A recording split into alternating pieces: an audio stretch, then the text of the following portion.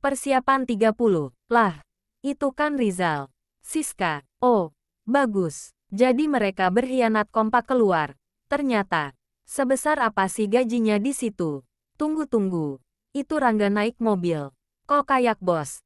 Jangan-jangan.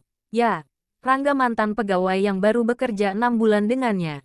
Saat ini otak Salsa sudah tidak bisa tidak berkelana berpikir buruk tentangnya. Jika benar dugaannya Rangga pemilik kafe di depan berarti pria itu secara terang-terangan mencuri resep dan semua fasilitas yang dimiliki kafe miliknya.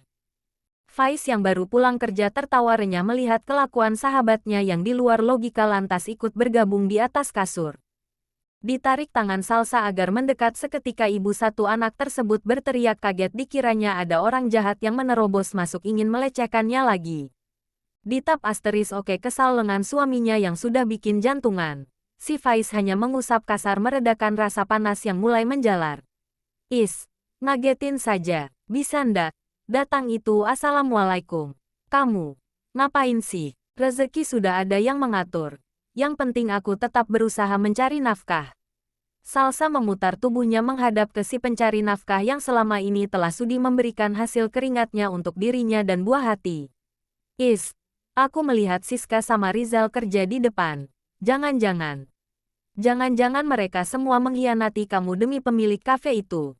Parahnya, aku lihat Rangga keluar dari mobil. Baru saja datang. Bisa jadi otak dari ini semua itu si Rangga. Faiz menelentangkan tubuhnya di kasur dengan berbantalkan kedua lengan memandangi langit-langit atap rumahnya. Semua tebakan yang dijabarkan istrinya benar. Dia bisa-bisanya kecolongan memasukkan serigala berbulu domba ke ranah bisnisnya. Digoyang-goyangkan tubuh suaminya yang sama sekali tidak merespons aduan dan tebakannya yang terus berputar-putar mengelilingi isi kepala. Iya, pemilik kafe depan si Rangga. Sudah cerita semua. Jelas gamblang Faiz sudah tidak ada lagi yang ditutupi lagian istrinya juga sudah mengetahui sendiri. Sudah lama Faiz mengetahui dalang di balik keluarnya semua karyawan. Tidak lain lelaki yang dulu memohon-mohon meminta pekerjaan darinya padahal ia sedang tidak lagi membutuhkan koki baru. Karena tidak tega akhirnya diterima pria tersebut bekerja di tempatnya. Hah? Serius? Kok kamu gak cerita sih? Pasti sudah tahu lama. Malas gak dianggap. Salsa ngambek meninggalkan sahabatnya sendiri bersama bayi mereka tapi lengan lebih dulu dicenjikram dan ditarik kembali duduk di samping lelakinya. Malas katanya ketus berusaha melepaskan diri. Namun, semakin dia memberontak sahabatnya itu semakin erat menahan lengan. Kenapa sih? Marah-marah. Aku kan cuma tidak ingin kamu kepikiran. Bela diri Faiz. Doa kamu yang aku butuhkan. Selain itu biar aku yang selesaikan. Tapi aku khawatir. Kamu kehilangan pekerjaan. Tidak bisa menggaji mereka. Tatap Salsa sendu sudah tidak lagi berusaha melepaskan diri yang ada hatinya meleleh mendengar perkataan Faiz tadi. Kita pasti bisa melewatinya. Semakin hari pengunjung semakin menyusut kecemasan sudah berhasil menguasai seluruh tubuh Salsa. Entah apa yang terlalu membuatnya khawatir. Ia tahu tabungan yang ia pegang lebih dari cukup untuk kehidupan puluhan tahun ke depan. Apalagi, baru juga 10 hari terlihat sepi setelah bertahun-tahun lamanya ramai sejak kafe ini dibuka. Pelanggannya banyak yang pindah karena mereka bisa makan dengan porsi dan menu yang sama bahkan rasanya pun cenderung sama dengan harga lebih murah. Selisih 2.000 setiap menunya. Ditambah lagi, sedang ada promo untuk 1 bulan ke depan di menu tertentu. Ini sangat membantu bagi kalangan para mahasiswa. Faiz sudah tidak terlalu ikut bekerja melayani mereka hanya sesekali sebagai formalitas saja. Waktunya lebih fleksibel dihabiskan bersama keluarga dan sering menginap di rumah orang tua maupun mertua. Masalah kafe, Ali masih sangat bisa menghandle semua sendiri. Tidak ada niatan mengurangi pegawai sama sekali. Meski para pekerjanya banyak waktu bersantai itu pun tidak menjadi masalah berarti yang penting mereka happy saat kerja dan cekatan ketika pekerjaan mereka memanggil. Ini jadwal Faiz sekeluarga berkunjung di rumah di mana istrinya dibesarkan dan dirawat ayahnya seorang diri bersama kakak lelakinya hingga tumbuh dewasa. Salsa bersama kedua orang tua berada di kamar sedang bercanda dengan si bayi yang terus mengoceh dan tertawa riang. Sedangkan, Faiz sendiri sedang menikmati secangkir teh di depan televisi tiba-tiba ipar lelakinya keluar dari kamar panik mencari orang tuanya. Ayah mana? Tanyanya seraya memegang gawai di tangan yang terus berdering. Di kamar. Beritahu Faiz dengan dagu ke arah kamar yang biasa ia tiduri sejak menikah dengan putri rumah ini.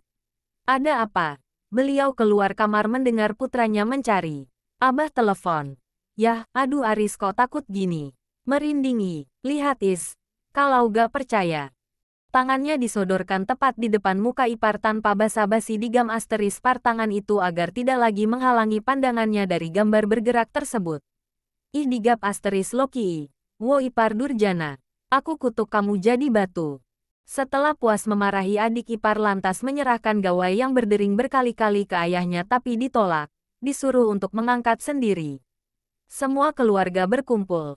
Berbaris duduk rapi di samping Aris. Penasaran. Ada apa Abah menelepon? Assalamualaikum, sapa Aris setelah mengangkat panggilan telepon. Injeh, Injeh, Injeh, Injeh Bah. Waalaikumsalam.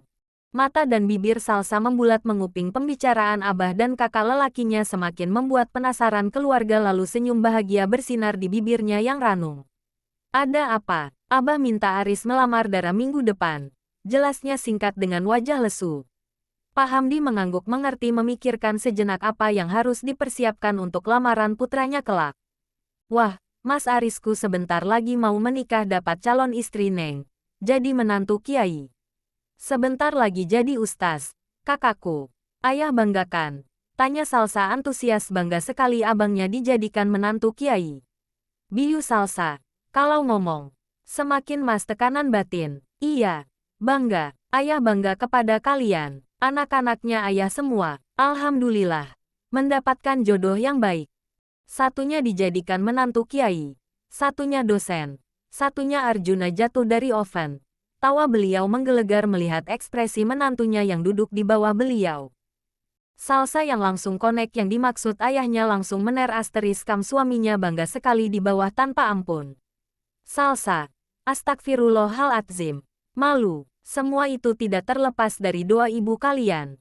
Bu Fani bersiaga melihat kedua anaknya menatap beliau menyeringai sudah tahu apa yang bakal terjadi. Hayo, mau apa kalian? Nda lihat. Ibu gendong Caca. Obrolan terus berlanjut membahas apapun yang berkaitan dengan acara lamaran nanti.